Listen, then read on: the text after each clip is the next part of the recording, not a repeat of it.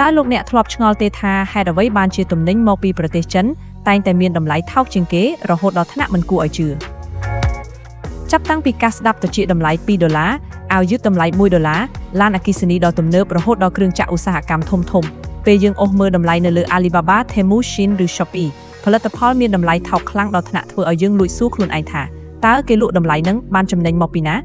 តើថ្លៃដើមផលិតនិងថ្លៃដឹកជញ្ជូនគេទូទាត់បែបណាទើបមិនខាតចុងខាតដើមមនុស្សភាគច្រើនតែងតែគិតរកចម្លើយឃើញភ្លាមៗថាមកពីចិនមានកម្លាំងពលកម្មថោកប៉ុន្តែនោះជាចម្លើយកាលពី20ឆ្នាំមុនតែប៉ុណ្ណោះព្រោះបច្ចុប្បន្ននេះប្រាក់ឈ្នួលកម្មករចិនលែងថោកទៀតហើយតាមពិតទៅប្រាក់ឈ្នួលមធ្យមរបស់កម្មកររោងចក្រនៅចិនសប្តាហ៍ថ្ងៃគឺខ្ពស់ជាងប្រទេសជិតខាងដូចជាវៀតណាមឥណ្ឌានិងបង់ក្លាដេសពី2ទៅ3ដងឯណោះអ្វីដែលធ្វើឲ្យចិនអាចគ្រប់គ្រងទីផ្សារពិភពលោកបានមិនមែនជាកម្លាំងពលកម្មថោកនោះទេគឺប្រព័ន្ធសេដ្ឋកិច្ចនិងបណ្ដាញរោងចក្រដ៏មហិមាដែលពិភពលោកមិនងាយមានប្រទេសណាមួយអាចចម្លងតាមបានឡើយនៅក្នុងឆ្នាំ2023តែមួយសហគ្រាសផលិតកម្មរបស់ចិនបង្កើតតម្លៃបន្ថែមដល់ទៅជិត$4.7 ទ្រីលានពលគឺស្មើនឹង 28% នៃផលិតកម្មពិភពលោកទាំងមូលដើម្បីឲ្យងាយយល់គឺថាទំហំផលិតកម្មរបស់ចិនតែមួយគឺធំជាងទំហំផលិតកម្មរបស់មហាអំណាចអាមេរិកជប៉ុននិងអាល្លឺម៉ង់បូកបញ្ចូលគ្នាទៅទៀតនោះពិតប្រាកដគឺតើចិនបង្កើតអាណាចក្រផលិតកម្មដ៏មហិមានេះឡើងដោយរបៀបណាថ្ងៃនេះ B Studio នឹងនាំអ្នកទាំងអស់គ្នាទៅវះកាត់អាថ៌កំបាំងនៅពីក្រោយឃ្លាំងទំនិញរបស់ពិភពលោកមួយនេះផ្នែកទី1អាណាចក្រប្រព័ន្ធអេកូឡូស៊ីនៃឧស្សាហកម្ម Industrial Ecosystem ប្រទេសជាច្រើននៅលើโลกអាចសាងសង់រោងចក្រធំបានប៉ុន្តែចំណុចខុសគ្នាដាច់រវាងចិននិងពិភពលោកគឺពាក្យមួយម៉ាត់ Industrial Ecosystem ឬប្រព័ន្ធអេកូឡូស៊ីឧស្សាហកម្មចិនមិនមែនគ្រាន់តែមានរោងចក្រច្រើនដាច់ពីគ្នានោះទេតែពួកគេមានបណ្ដាញរោងចក្ររាប់ម៉ឺនផ្នែកដែលផ្គត់ផ្គង់និងគាំទ្រគ្នាទៅវិញទៅមកនៅក្នុងតំបន់ឬប្រទេសតែមួយសាកស្រមៃមើលបើអ្នកចង់ផលិតទូរស័ព្ទ Smartphone មួយគ្រឿងនៅប្រទេសផ្សេងអ្នកត្រូវទិញ chip ពីប្រទេស A ទិញអេក្រង់ពីប្រទេស B ទិញថ្មពីប្រទេស C ហើយដឹកឆ្លងកាត់មហាសមុទ្រមកដំឡើងនៅប្រទេស D ការធ្វើបែបនេះមិនត្រឹមតែចំណាយពេលរាប់សប្តាហ៍នោះទេតែវាត្រូវខាតបង់លុយរាប់មិនអស់ទៅលើពន្ធគយនិងថ្លៃដឹកជញ្ជូនអន្តរជាតិចុះបើនៅចិនវិញអ្វីគ្រប់យ៉ាងគឺស្ថិតនៅចម្ងាយត្រឹមតែការបើកបរម៉ូតូឬឡានតែប៉ុន្មាននាទីឬម៉ោងតែប៉ុណ្ណោះនៅក្នុងខេត្តខ្វាំងដុងតែមួយអ្នកអាចបង្កើត Smartphone មួយគ្រឿងបានយ៉ាងងាយនៅទីក្រុង Shenzhen អ្នកអាចរកក្រុមហ៊ុន design និងផលិតបន្ទះសៀកខ្វីអេឡិចត្រូនិកបើកឡានហួសទៅទីក្រុងដងវ៉ាន់បន្តិចមានរោងចក្រវាយពុម្ពជជុះផ្លាស្ទិកធ្វើជាសម្បកទូរស័ព្ទទៅដល់ទីក្រុង Guangzhou មានអ្នកធ្វើប្រអប់និងសម្ភារៈវេចខ្ចប់បើចង់បានគ្រឿងតុបតែងឬកាសបន្ថែមគ្រាន់តែទៅទីក្រុង Waiwu ដែលជាផ្សារបោះដុំធំបំផុតក្នុងโลกហើយចុងក្រោយបើកឡានទៅកំពង់ផែ Ningbo ឬ Shanghai ដើម្បីលើកដាក់កុងតឺន័រដឹកចេញទៅក្រៅប្រទេសនេះហើយជាអំណាចឧស្សាហកម្មដ៏គួរឲ្យខ្លាចរបស់ចិនគ្រឿងបន្លាស់នៅជិតគ្នារោងចក្រនៅជិតគ្នាកំពង់ផែនៅជិតគ្នាពេលខ្សែសង្វាក់ផ្គត់ផ្គង់ខ្លីតម្លៃដឹកជញ្ជូនផ្ទៃក្នុងក៏ធ្លាក់ចុះដល់បាតលើពីនេះពេលមានបញ្ហាបច្ចេកទេសឬចង់កែប្រែម៉ូដទំនិញវិស្វករនិងម្ចាស់រោងចក្រគ្រាន់តែដើរឆ្លងផ្លូវទៅជួបគ្នាហើយកែប្រែភ្លាមក្នុងថ្ងៃតែមួយប្រព័ន្ធផលិតកម្មចិនមិនមែនជារោងចក្រធម្មតាទេវាជាម៉ាស៊ីនយក្សដ៏មានប្រសិទ្ធភាពដែលដំណើរការឥតឈប់ឈរដូចជានាឡិកាផ្នែកទី2អាថ៌កំបាំង Economy of Scale បរិមាណមហិមាវាយបំបែកថ្លៃដើម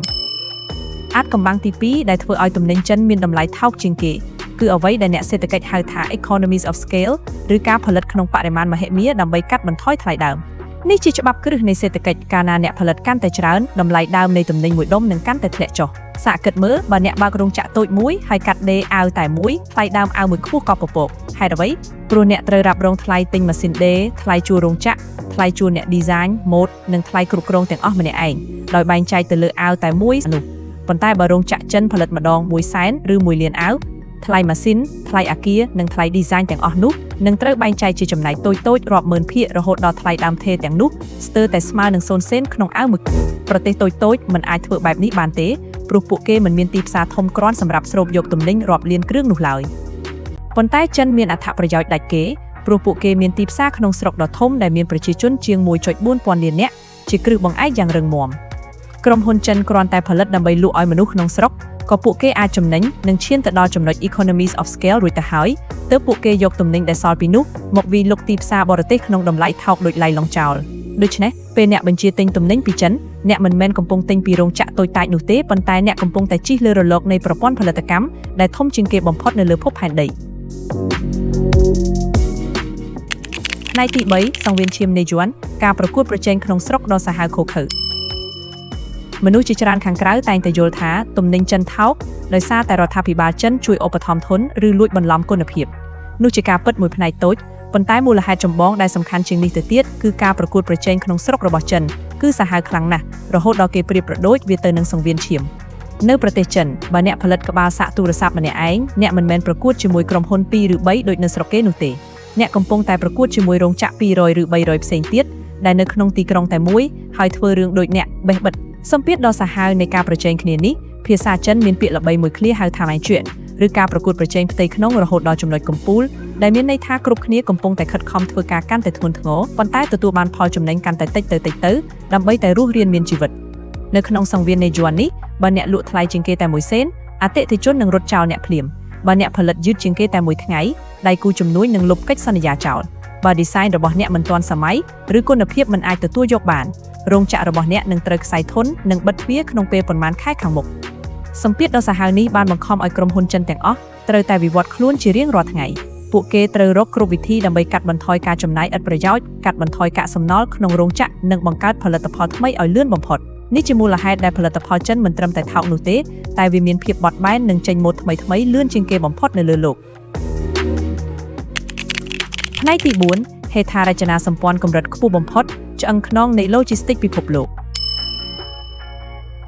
កទំនិញតម្លៃថោកមិនអាចកើតឡើងបានឡើយប្រសិនបើផ្លូវថ្នល់ខូចខ្វះប្រព័ន្ធដឹកជញ្ជូនឬដាច់ចរន្តអគ្គិសនីញឹកញាប់នោះ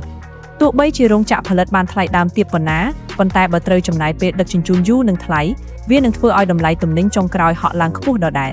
រដ្ឋាភិបាលចិនបានមើលឃើញចំណុចនេះច្បាស់តាំងពី40ឆ្នាំមុនទើបពួកគេចំណាយលុយរាប់ទ្រីលានដុល្លារដើម្បីសាងសង់ហេដ្ឋារចនាសម្ព័ន្ធដែលល្អបំផុតមួយនៅលើចិនមានបណ្ដាញផ្លូវល្បឿនលឿនវែងជាងគេក្នុងពិភពលោកមានផ្លូវរថភ្លើងល្បឿនលឿនខ្វាត់ខ្វែងជុំវិញប្រទេសនិងមានកំពង់ផែសមុទ្រធំៗដែលដើរដោយប្រព័ន្ធស្វ័យប្រវត្តិពេញលេញនៅក្នុងចំណោមកំពង់ផែដែលមមាញឹកបំផុតទាំង10នៅលើពិភពលោកប្រទេសចិនតែមួយក្តោបក្តាប់តំណែងបាន6ឬ7កំពង់ផែទៅហើយរួមទាំងកំពង់ផែសៀងហៃដែលជាកំពង់ផែមានញឹកលេខ1ក្នុងលោកប្រទេសខ្លះនៅអាស៊ីឬអាហ្វ្រិកអាចមានប្រាក់ឈ្នួលកម្មករថោកជាងចិនពិតមែនប៉ុន្តែបើផ្លូវធ្វើដំណើរពិបាកកំពង់ផែធ្វើការយឺតយ៉ាវ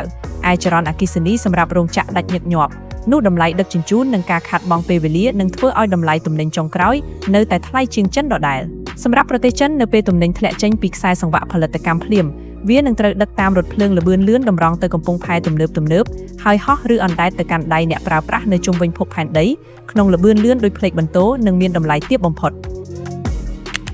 ផ្នែកទី5យុគសម័យ Automation Robot និង AI ចិនលែងប្រើដៃតែឈ្នះគេដោយសារ Robot ចំណុចនេះហើយដែលពិភពលោកត្រូវភ្ញាក់រលឹកនិងឈប់យល់ច្រឡំចិនលែងពឹងផ្អែកលើកម្លាំងបាយរបស់មនុស្សឬការកេណ្ឌកម្មកររាប់លាននាក់មកអង្គុយធ្វើការដូចមុនទៀតហើយប៉ុន្តែពួកគេកំពុងតែឈ្នះសង្គ្រាមសេដ្ឋកិច្ចដោយសារម៉ាស៊ីននិងបច្ចេកវិទ្យាយោងតាមរបាយការណ៍សេដ្ឋកិច្ចអន្តរជាតិប្រទេសចិនបានដំឡើងរ៉ូបូតឧស្សាហកម្មប្រហែល 28,000 គ្រឿងក្នុងមួយឆ្នាំដែលចំនួននេះគឺស្មើនឹងពាក់កណ្ដាលនៃការដំឡើងរ៉ូបូតសរុបនៅលើពិភពលោកទាំងមូលបូកបញ្ចូលគ្នានេះមានន័យថាក្នុងខណៈពេលដែលអាមេរិកឬអឺរ៉ុបកំពុងតែស្ទាក់ស្ទើរក្នុងការប្រើប្រាស់ម៉ាស៊ីនរោងចក្រចិនបានប្តូរទៅជាប្រព័ន្ធស្វ័យប្រវត្តិស្ទើរតែទាំងស្រុងទៅហើយការធ្វើបែបនេះបានផ្ដល់នូវអត្ថប្រយោជន៍ដ៏មហិមាទោះបីជាប្រាក់ឈ្នួលកម្មករចិនកើនឡើងឬកម្លាំងពលកម្មមនុស្សខ្សត់ខ្សោយទៅថ្ងៃមុខក៏រោងចក្រចិនមិនបារម្ភដែរពួកគេគ្រាន់តែដំឡើងរ៉ូបូតនិងប្រព័ន្ធ AI ជំនួសវិញម៉ាស៊ីនរ៉ូបូតមិនចេះសុំច្បាប់សម្រាកមិនចេះតវ៉ាទាមទារប្រាក់ខែបង្កើនមិនចេះឈឺធ្វើការបាន24ម៉ោងលើ24ម៉ោងផលិតទំនិញបានលឿនជាងមនុស្សរាប់សិបដងនិងគ្មានកំហុសបច្ចេកទេសសូម្បីតែមួយសេននេះជាហេតុផលដែលប្រទេសដទៃទោះបីជាមានប្រាក់ឈ្នួលកម្មករថោកជាងចិនក៏នៅតែមិនទាន់អាចដណ្ដើមតំណែងមហាអំណាចផលិតកម្មពីចិនបានទាំងស្រុងនោះដែរព្រោះមនុស្សមិនអាចធ្វើការប្រកួតប្រជែងល្បឿននិងបរិមាណជាមួយរ៉ូបូតបានឡើយផ្នែកទី6យុទ្ធសាស្ត្រគាំទ្រពីក្រោយខ្នងរបស់ប៉េកាំងការគ្រប់គ្រងឧស្សាហកម្មអនាគតរដ្ឋាភិបាលចិនឬបកកុម្មុយនីសចិនមិនដែលទុកឲ្យវិស័យឯកជនដើរតែម្នាក់ឯងក្នុងភាពងងឹតនោះទេតាមរយៈការស្រាវជ្រាវពីស្ថាប័នសេដ្ឋកិច្ចអន្តរជាតិគោលនយោបាយឧស្សាហកម្មរបស់ចិនបានជ្រៀតជ្រែកនិងគាំទ្រយ៉ាងក្រាស់ក្រែលទៅលើស្ទើរតែគ្រប់ខ្សែសង្វាក់ផ្គត់ផ្គង់ធំៗតាមរយៈការផ្ដល់ទុននិងការកំណត់ទិសដៅជាតិរដ្ឋផ្ដល់ដីធ្លីថោកសម្រាប់សាងសង់រោងចក្របង្កើតតំបន់សេដ្ឋកិច្ចពិសេសដែលគ្មានពន្ធផ្ដល់ការបញ្ចុះពន្ធគយសម្រាប់ការនាំចេញនិងផ្ដល់កម្ចីការប្រាក់ទាបបំផុតពីធនាគាររដ្ឋដែលក្រុមហ៊ុនអាចយកទៅវិនិយោគដោយមិនបារម្ភពីរឿងកសាយធនភ្លាមប៉ុន្តែអ្វីដែលសំខាន់និងគួរឲ្យខ្លាចបំផុតនោះគឺចិនមិនមែនគ្រាន់តែចង់ធ្វើជាអ្នកផលិតទំនិញកំពេចកំប៉ុកដូចជាអាវយឺតស្បែកជើងឬប្រដាប់ក្មេងលេងនោះទេគោលដៅពិតប្រាកដរបស់ប៉េកាំងគឺការគ្រប់គ្រងឧស្សាហកម្មយុទ្ធសាស្ត្រនៃអនាគត ឧស្សាហកម្មទាំងនោះរួមមានឡានអគ្គិសនី EV អាគុយលីធៀមចំនួនថ្មីផ្ទាំងសាឡានិងបន្ទះ chip វៃឆ្លាតការគាំទ្រដ៏ក្រាស់ក្រែលពីរដ្ឋរាប់សិបទសវត្សរ៍បែបនេះធ្វើឲ្យក្រុមហ៊ុនចិនធំធាត់លឿននិងអាចលក់ផលិតផលបច្ចេកវិទ្យាខ្ពស់ក្នុងតម្លៃថោកជាងក្រុមហ៊ុនលោកខាងលិចពាក់កណ្ដាលឥឡូវនេះអាមេរិកនិងអឺរ៉ុបកំពុងតែព្រួយបារម្ភយ៉ាងខ្លាំងពីបាតុភូត China Shock វគ្គ2ដែលទំនិញបច្ចេកវិទ្យាទំនើបនិងថាមពលបៃតងតម្លៃថោកពីចិនកំពុងតែហូរជញ្ជោទៅវាយបំបែករោងចក្រក្នុងស្រុករបស់ពួកគេឲ្យខ្ទេចខ្ទីដូចគ្នាថ្ងៃទី7ការក្តោបក្តាប់បេះដូង supply chain ហេតុអ្វីពិភពលោកងាកចេញពីចិនមិនរួចសប្តាហ៍ថ្ងៃនេះនៅក្នុងឆាកនយោបាយអន្តរជាតិពិភពលោកតែងតែនិយាយពាក្យស្លោកថាយើងត្រូវតែងាកចេញពីចិនឬប្រើប្រាស់យុទ្ធសាស្ត្រ China Plus One ដើម្បីកុំឲ្យពឹងផ្អែកលើចិនខ្លាំងពេកប៉ុន្តែនៅក្នុងការពិតនៃពិភពធុរកិច្ចការចាក់ចេញពីចិននិងការផ្ដាច់ខ្លួនពីចិនគឺពិបាកខ្លាំងណាស់ស្ទើរតែជារឿងមិនអាចទៅរួចព្រោះចិនមិនមែនគ្រប់គ្រងតែការដំឡើងទំនិញចុងក្រោយឬ final product នោះទេចិនបានវាយលុកនិងគ្រប់គ្រងតាំងពីប្រភពដើមនៃខ្សែសង្វាក់ផ្គត់ផ្គង់ពោលគឺការកែច្នៃវត្ថុធាតុដើមចិនជាអ្នកចម្រាញ់រ៉ែកម្រឬ rare earth ជាង 70% នៃពិភពលោកដែលជាសារធាតុមិនអាចខ្វះបានក្នុងការធ្វើទូរស័ព្ទឡាននិងអាវុធយោធាចិនជាអ្នកផលិតគ្រឿងម៉ាស៊ីនធំជាអ្នកធ្វើកោសិកាអាគុយនិងជាអ្នកផលិតគ្រឿងបន្លាស់តូចដូចជាខ្ចៅវីសបន្ទះជជុះនិងខ្សែភ្លើងដូច្នេះទោះបីជាក្រុមហ៊ុនបរទេសព្យាយាមរើទម្រង់រោងចក្រទៅកាន់ប្រទេសដទៃដើម្បីជៀសវាងពន្ធពីអាមេរិកក៏ដោយក៏ពួកគេនៅតែរត់មិនផុតពីស្រមោលរបស់ចិនដដែលទំនិញខ្លះមានបិទស្លាកថា Made in Vietnam Made in India ឬ Made in Mexico ក៏ដោយប៉ុន្តែបើអ្នកវះមើលគ្រឿងបន្លាស់ដៃថែប plastic និងវត្ថុធាតុដើមនៅខាងក្នុងភាគច្រើនគឺនាំចូលមកពីចិនដដែលចិនបានក្លាយទៅជាបេះដូងនៃសេដ្ឋកិច្ចផលិតកម្មពិភពលោកហើយនៅពេលដែលអ្នកក្តាប់បេះដូងគេបានអ្នកមិនចាំបាច់គ្រប់គ្រងរាងកាយទាំងមូលក៏រាងកាយនោះត្រូវតែពឹងផ្អែកលើដង្ហើមនិងលំហូរឈាមរបស់អ្នកដែរថ្ងៃទី8បដិវត្ត direct to consumer វិស័យ online ឬ e-commerce កាត់ជើងឈ្មួញកណ្ដាលកាលពីមុនទំនិញចិនចង់ធ្វើដំណើរមកដល់ដៃអ្នកប្រើប្រាស់នៅជុំវិញពិភពលោកត្រូវឆ្លងកាត់អ្នកនាំចូលខ្នាតយក្សក្រុមហ៊ុនចែកចាយប្រចាំប្រទេសមួយដុំខេត្តមួយរេតាមហាងច្រើនដំណាក់កាលដែលការឆ្លងកាត់មួយជាន់តែងតែបន្ថែមភាគរយចំណេញធ្វើឲ្យតម្លៃទំនិញកើនឡើងពី2ទៅ3ដងពេលដល់ដៃអ្នកទិញប៉ុន្តែសម័យនេះអាណាចក្រ e-commerce របស់ចិនបានផ្លាស់ប្ដូរល្បែងពាណិជ្ជកម្មនេះទាំងស្រុងប្រព័ន្ធអ៊ីនធឺណិតនិង platform ទំនើបដូចជា Temu, Shein, AliExpress និង TikTok Shop បានបង្កើតបដិវត្តមួយហៅថា direct to consumer ឬការលក់ត្រង់ពីចង្វាក់ផលិតកម្មឥឡូវនេះរោងចក្រចិនដែលស្ថិតនៅតាមជនបទឆ្ងាយអាចថតរូបទំនិញរបស់ខ្លួនហើយដាក់លក់ត្រង់ទៅកាន់ដៃអ្នកប្រើប្រាស់នៅអាហ្វ្រិក អាស៊ី អាមេរិកឬអឺរ៉ុបដោយមិនបាច់ឆ្លងកាត់ភ្នាក់ងារឬឈ្មួញកណ្ដាលសូម្បីតែម្នាក់ឡើយការកាត់ចំណាយឈ្មួញកណ្ដាលនេះធ្វើឲ្យតម្លៃទំនិញធ្លាក់ចុះដល់ចំណុចទាបបំផុតដែលសូម្បីតែថ្លៃដឹកជញ្ជូនឆ្លងប្រទេសក៏ថោកជាងការទិញនៅក្នុងស្រុកទៅទៀតលើសពីនេះទៅទៀត platform ទាំងនេះបានផ្ដល់ទិន្នន័យឬ big data ភ្លាមទៅកាន់រោងចក្រធ្វើឲ្យពួកគេដឹងច្បាស់ថាតើថ្ងៃនេះមនុស្សនៅអាមេរិកឬអាស៊ីកំពុងនិយមចូលចិត្តទិញអាវពណ៌អ្វីស្បែកជើងម៉ូដណាដើម្បីឲ្យរោងចក្រអាចបត់បែនផលិតវាចិត្តអតិថិជនបានភ្លាមក្នុងពេលប្រមាណថ្ងៃដោយមិនបាច់ខ្លាចសល់ទំនិញកប់ឃ្លាំងឡើយថ្ងៃទី9ហានិភ័យសេដ្ឋកិច្ចរបស់ប្រទេសនានានិងសន្តិសុខជាតិទោះជាយ៉ាងណាក៏ដោយអ្វីគ្រប់យ៉ាងនៅលើโลกនេះតែងតែមានតម្លៃដែលត្រូវបង់ជានិច្ចគ្មានអ្វីដែលបានមកដោយទទេនោះឡើយការជន់ជោរនៃទំនិញចិនតម្លៃថោកជួយឲ្យអ្នកប្រើប្រាស់សន្សំលុយបានច្រើននិងមានជីវភាពធូរធារជាងមុនពិតមែន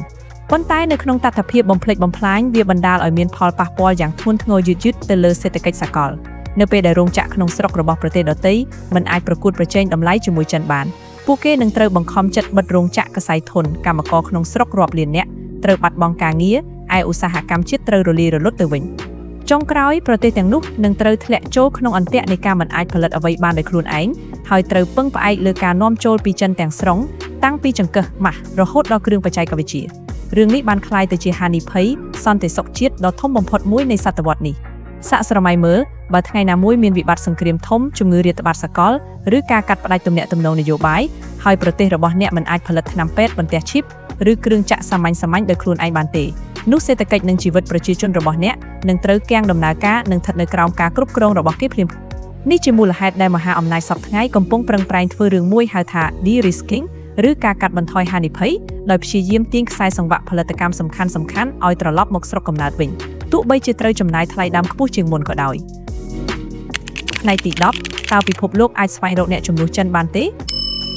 សំណួរចុងក្រោយដែលមនុស្សគ្រប់គ្នាជជែកដេញដោលគ្នាមិនចេះចប់តើពិភពលោកអាចស្វែងរកប្រទេសណាផ្សេងមកជំនួសតំណែងរបស់ចិនបានដែរឬទេចម្លើយបែបការពិតជាក់ស្ដែងគឺអាចជំនួសបានខ្លះក្នុងផ្នែកតូចតាច ប៉ុន្តែมันអាចជំនួសអាណាចក្រផលិតកម្មចិនទាំងមូលបានឡើយបច្ចុប្បន្នយើងឃើញប្រទេសវៀតណាមកំពុងតែរីកចម្រើនខ្លាំងខាងកាត់ដេរនិងគ្រឿងអេឡិចត្រូនិកប្រទេសឥណ្ឌាមានប្រជាជនច្រើននិងអាចដំឡើង smartphone បានយ៉ាងច្រើនសន្ធឹកសន្ធាប់ប្រទេសមិចស៊ិកមានប្រៀបជាងគេដោយសារតែភូមិសាស្ត្រស្ថិតនៅជាប់នឹងរបងអាមេរិកឯប្រទេសបង់ក្លាដេសមានកម្លាំងពលកម្មថោកដាច់គេខាងផ្នែកវាយនភ័ណ្ឌប៉ុន្តែទោះបីជាយកប្រទេសទាំងនេះបូកបញ្ចូលគ្នាក៏ដោយក៏ពួកគេនៅតែខ្វះខាត industrial ecosystem ដ៏ពេញលេញនិងមានប្រសិទ្ធភាពដូចចិនដដែលចិនមានអ្វីៗគ្រប់យ៉ាងដែលពិភពលោកត្រូវការដែលត្រូវចំណាយពេលថវិកានិងយុទ្ធសាស្ត្ររាប់ទសវត្សរ៍ដើម្បីសាងសង់ចាប់តាំងពីរោងចក្រផ្គត់ផ្គង់វត្ថុធាតុដើមនៅក្បែរដៃវិស្វករជំនាញរាប់លាននាក់កម្មករដែលមានវិន័យនិងបច្ចេកទេសខ្ពស់ logistics លំដាប់ពិភពលោកនិងដើមទុនមហិមារបស់រដ្ឋអំណាចផលិតកម្មរបស់ចិនមិនមែនកើតឡើងដោយចៃដន្យឬក្នុងពេលមួយយប់នោះទេវាជាលទ្ធផលនៃការរៀបចំផែនការយុទ្ធសាស្ត្រយ៉ាងហ្មត់ចត់និងការធ្វើការយ៉ាងធ្ងន់ធ្ងរអស់រយៈពេលជាង40ឆ្នាំ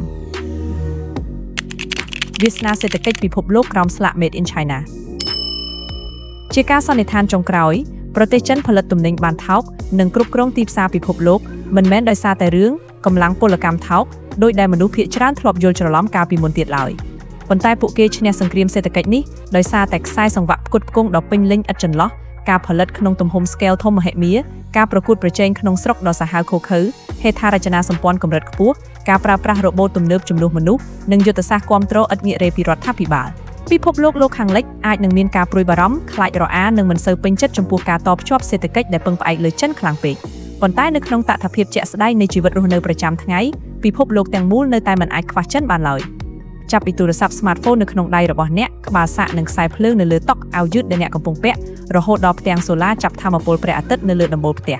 ចិនគឺស្ថិតនៅទីនោះនៅក្នុងគ្រប់ចំណែកនៃជីវិតរបស់អ្នកហើយសំណួរដ៏ធំបំផុតសម្រាប់សតវត្សទី21នេះគឺតើពិភពលោកអាចរស់នៅដោយគ្មានពាក្យថា Made in China បានពិតមែនដែរឬទេឬមួយក៏យើងបានដើរចូលទៅក្នុងយុគសម័យមួយដែលបណ្ដាញរោងចក្ររបស់ចិនបានក្លាយជាបេះដូងនិងជាអ្នកកំណត់វាសនាសេដ្ឋកិច្ចរបស់មនុស្សជាតិទៅរួចទៅហើយ